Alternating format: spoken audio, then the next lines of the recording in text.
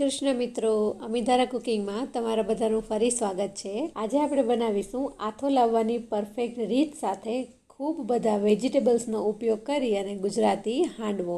જેમાં સૌથી પહેલાં આપણે તેના ઇન્ગ્રીડિયન્ટ્સ જોઈ લઈએ। જેમાં મેઇન તો સૌથી પહેલાં હોય છે ચોખા। તો અહીંયા એક વાટકો મેં ચોખા લીધેલા છે। અહીંયા આપણે ઝીણા જે ખીચડિયા ચોખા હોય કે પછી જીરાસર ચોખા હોય તેનો ઉપયોગ કરવાનો છે, બાસમતી ચોખા નથી લેવાના। તો એક વાટકી ચોખાની સામે અડધી વાટકી ચણાની દાળ અને અડધી વાટકીથી પણ ઓછી એટલે કે 1/4 વાટકી જેટલી આપણે અડદની દાળ લેવાની છે। હાંડવામાં અહીં મેઇન તો આ ત્રણ જ વસ્તુઓ હોય છે, પણ હાંડવાને આપણે વધારે પડતો હેલ્ધી બનાવવા માટે 2 એક્સ્ટ્રા દાળનો ઉપયોગ કરીશું, જેનું માપ આ પ્રમાણે છે। જેમાં આપણે મગની દાળ અને તુવેરની દાળ ઉમેરીશું। જેમાં એક વાટકી આપણે ચોખા લઈશું અને તેની સામે અડધી વાટકી તુવેરની દાળ, અડધી વાટકી મગની દાળ અને અડધી વાટકી ચણાની દાળ લેશું। અને એ બધાથી ઓછી એટલે 1/4 કપ આપણે અડદની દાળ લઈશું। અહીંયા અડદની દાળ છે એ એડ કરવાથી હાંડવો છે એ એકદમ ફૂલેલો બને છે।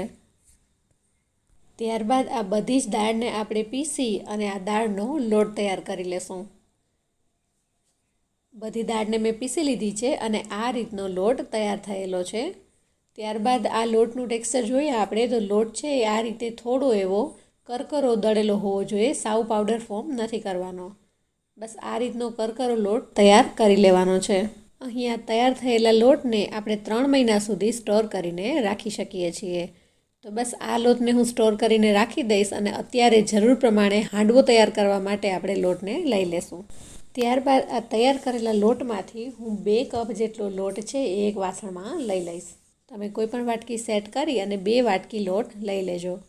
ત્યારબાદ આ લોટ છે એમાં આપણે ફર્મેન્ટેશન એટલે કે આથો લાવવાની પ્રોસેસ કરવા માટે અહીંયા હું અડધી ચમચી જેટલી મેથી દાણાનો ઉપયોગ કરીશ। મેથી દાણાને આપણે આમાં એડ કરી દેશું અને 2 કપની સામે હું અહીંયા 1 કપ જેટલી છાશનો ઉપયોગ કરું છું। તમે અહીંયા ખાટી છાશ કે ખાટા દહીંનો ઉપયોગ કરી શકો છો। અને જો કોઈ પણ સંજોગે તમારી પાસે ખાટી છાશ કે ખાટું દહીં ના હોય તો તમે વોર્મ વોટર એટલે કે હલકા ગરમ પાણીનો ઉપયોગ કરી અને હાંડવાનો આથો લઈ આવી શકો છો। તો બસ આ ટીપ છે એ જલ્દીથી નોટ કરી લેજો। અને આ રીતે હું થોડી થોડી છાશ એડ કરતી જઈશ અને વિસ્કરની મદદથી આપણે તેને સારી રીતે હલાવી અને મિક્સ કરી લેશું। અહીંયા જે છાશ છે એ આપણે ધીરે ધીરે જરૂર પ્રમાણે ઉમેરતી જવાની છે, કેમ કે આ જે બેટર બનાવીએ છીએ એને આપણે ઢીલું નથી કરવાનું, નોર્મલ જ રાખવાનું છે। અહીંયા 1 કપ છાશનો ઉપયોગ થઈ ગયેલો છે, તો હું થોડી છાશનો હજી જરૂર પડશે। તો અહીંયા 1/4 એટલે કે સવા કપ જેટલી ટોટલ આપણે છાશ લીધેલી છે। હવે આમાં એડ કરી અને જરૂર લાગશે તો આપણે એડ કરીશું। બસ આ જ રીતે વિસ્કરની મદદથી સારી રીતે આપણે તેને હલાવી અને મિક્સ કરી લેશું। તો બસ આ રીતનું ટેક્સચર તૈયાર કરવા માટે મારે અહીંયા 1 કપની ઉપર 2-3 ચમચી જેટલા પાણીની જરૂર પડી છે। તો બસ તમે લોકો પણ આ રીતનું ટેક્સચર તૈયાર કરી લેજો અને 4 થી 5 મિનિટ માટે આપણે વિસ્કરથી એને ફેટી લઈશું, જેથી કરીને તેમાં હવાના કણ ભરાય અને આથો છે એ સારી રીતે આવી જાય। ત્યારબાદ આપણે તેને કોઈ પણ ગરમ જગ્યાએ 5 થી 6 કલાક માટે કે પછી ઓવરનાઇટ માટે આપણે તેને ઢાંકીને રાખી દેવાનો છે અને એનો સારો એવો આથો આવી જશે। તો આખી રાત રાખ્યા પછી અહીંયા આપણે ચેક કરીએ તો જો સારી રીતે આપણો હાંડવાનો આથો છે એ આવી ગયેલો છે। બસ આ જ રીતે તમે બધી ટિપ્સ ફોલો કરશો તો આટલો સરસ આથો છે એ તમારે પણ આવી જશે। ત્યારબાદ આપણે હાંડવાને ઘણા બધા વેજીટેબલ્સ એડ કરી અને બનાવીશું। જેમાં અહીંયા મેં એક નાની દૂધી લીધેલી છે, જેને ગ્રેટ કરીને લીધેલી છે। ત્યારબાદ એક આખું બીટ છે એને પણ અહીંયા ખમણીને લીધેલું છે। એક નંગ કેપ્સિકમ છે અને એક નાનું ગાજર છે જેને મેં ગ્રેટ કરીને લીધેલું છે। 2 થી 3 અહીંયા લીલા મરચાં લીધેલા છે અને 1 ચમચી જેટલી આદુની પેસ્ટ છે। તમે લીલા મરચાં અને આદુની પેસ્ટને મિક્સર જારમાં પણ સારી રીતે પેસ્ટ બનાવી અને લઈ શકો છો।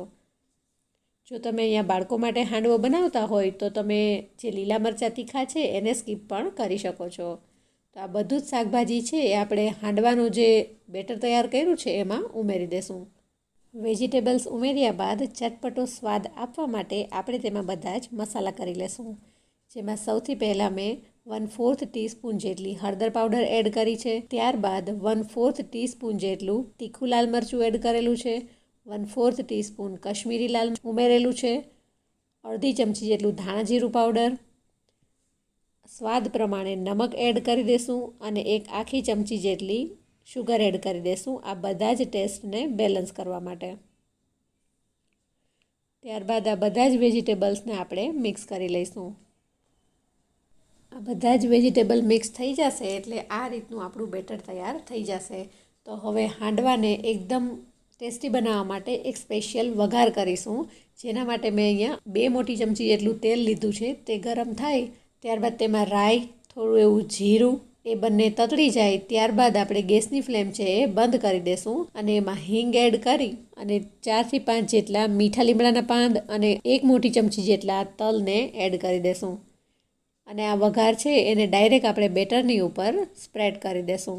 આ રીતે વઘાર કરવાથી હાંડવાનો ટેસ્ટ છે એ ખૂબ જ સરસ આવે છે. અને આને સારી રીતે મિક્સ કરી લઈશું. ત્યારબાદ આ જે મિક્સ થયેલું બેટર છે તેમાંથી હું 2 ચમચા જેટલું બેટર છે એ એક બાઉલમાં એડ કરી લઈશ. અને ત્યારબાદ આ બાઉલમાં આપણે બેકિંગ સોડા એડ કરી અને આ બેટરને એક્ટિવ કરીશું. તો આ રીતે પિંચ જેટલો બેકિંગ સોડા ઉમેરી દઈશું અને એના ઉપર અડધા જેટલું લીંબુ ક્વીઝ કરી દઈશું. મિત્રો, અહીંયા જો તમારે લીંબુ ક્વીઝ ના કરવું હોય તો તમે અહીંયા ગરમ તેલનો ઉપયોગ પણ કરી શકો છો. બેકિંગ સોડાની ઉપર ગરમ તેલ એડ કરી અને આ બેટરને મિક્સ કરી લેવું. બસ આ જ રીતે બેટર મિક્સ થઈ જાય ત્યારબાદ આપણે હાંડવો બનાવવા માટે આપણું બેટર એકદમ પરફેક્ટ છે. તો અહીંયા મેં આ રીતની એક કઢાઈ રાખેલી છે જે સાવ મીડિયમ ગેસની ફ્લેમ પર છે. તેમાં 3 મોટી ચમચી જેટલું તેલ છે એ આપણે એડ કરી દઈશું. સાઈડના ભાગથી આ રીતે ફેલાવતા જઈ અને તેલ ઉમેરી દઈશું, જેથી કરીને હાંડવો પલટાવતા સમયે કોઈ પણ તકલીફ ના આવે. અહીંયા હાંડવામાં આપણે તેલનું પ્રમાણ થોડું વધારે જ રાખવાનું છે. તેલ ગરમ થઈ જાય ત્યારબાદ અડધી ચમચી રાઈ, અડધી ચમચી જીરું, પિંચ જેટલી હિંગ એડ કરી દઈશ. 4 થી 5 જેટલા મીઠા લીમડાના પાન ઉમેરી દઈશું. મરચાંનો વઘાર કરી દઈશું અને અડધી ચમચી જેટલા તલ એડ કરી દઈશું. ત્યારબાદ તૈયાર કરેલું જે બેટર છે એને આપણે ધીરેથી આમાં ઉમેરી દઈશું. આ રીતે બેટર એડ કરી અને પછી સાઈડના ભાગથી આપણે બેટરને સારી રીતે કડાઈમાં એડ કરી દઈશું. બસ આ જ રીતે કોઈ વજન નથી આપવાનું. તેલનું પ્રમાણ નીચે વધારે છે એટલે આપણો હાંડવો છે એ સારી રીતે પાકી જશે.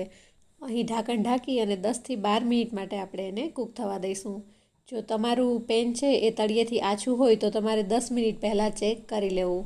અહીંયા 12 મિનિટ બાદ આ રીતે હાંડવાને પલટાવી લઈશું. એકદમ ઇઝીલી આપણો હાંડવો છે એ પલટાઈ ગયો છે અને નીચેની બાજુથી કૂક થઈ ગયો છે. હવે ઢાંકણ ઢાંકી અને ફરીથી આપણે એને 5 મિનિટ માટે કૂક થવા દઈશું. તો આ રીતે તૈયાર છે આપણો શાકભાજીથી ભરપૂર હાંડવો.